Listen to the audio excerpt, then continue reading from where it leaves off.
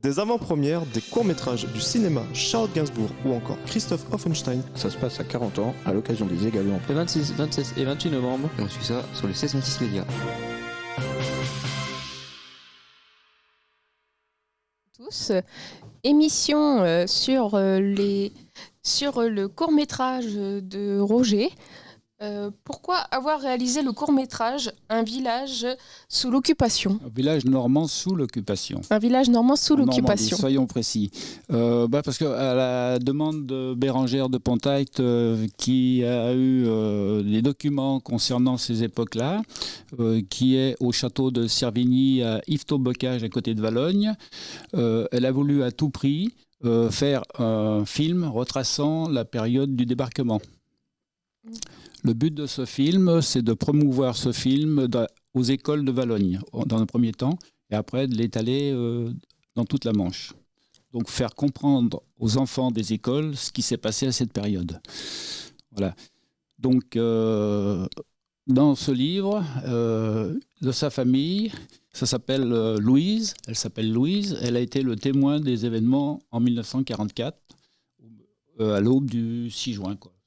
Donc le film retrace la période, il y a des scènes qui ont été faites avec la troupe Château et Manoir en scène qui sont dans le Haut-Cotentin.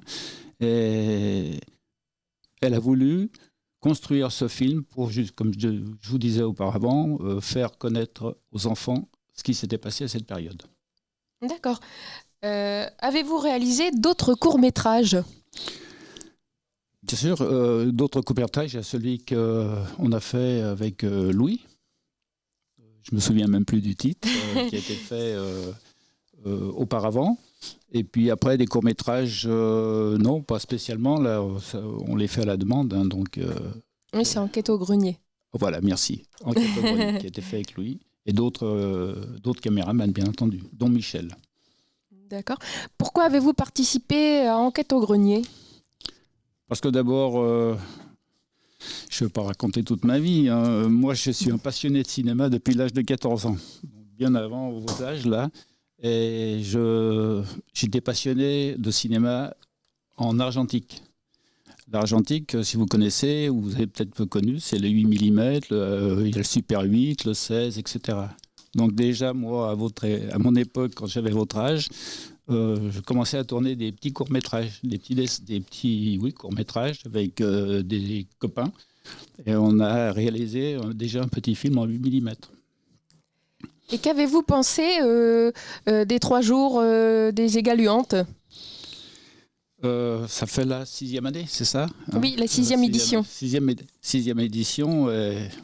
C'est toujours un événement important déjà pour la région, pour la ville de Carentan, et puis pour tous ceux qui participent. Hein. Donc, il n'y a pas seulement ceux qui participent, je pense aussi aux spectateurs qui viennent voir les films, qui viennent voir les documentaires. Donc ça, c'est très important aussi. Hein. C'est d'amener la culture dans la région, dans la ville, et je pense qu'on y arrive. Avez-vous eu le temps, durant ces 3 jours, d'aller voir un film Oui, j'ai vu Jeanne par Charlotte. C'est celui que j'ai le plus apprécié. J'ai vu une partie de...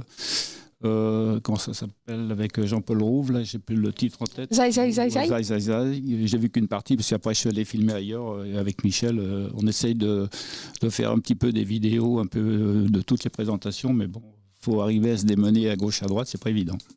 Allez-vous reparticiper l'année prochaine aux Égaluantes ? Si on me demande, puis moi je suis ouvert à aider tout le monde.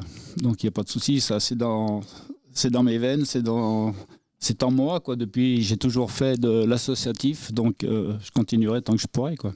Vous avez d'autres projets, par exemple, pour l'année prochaine ? Ah bah là, justement, la troupe des Châteaux et Manoirs en scène, ils m'ont demandé, une personne qui a un château m'a demandé d'essayer de retracer l'histoire de ce château. Donc là, c'est déjà une idée, j'ai dit pas non, mais à voir pour les années à venir.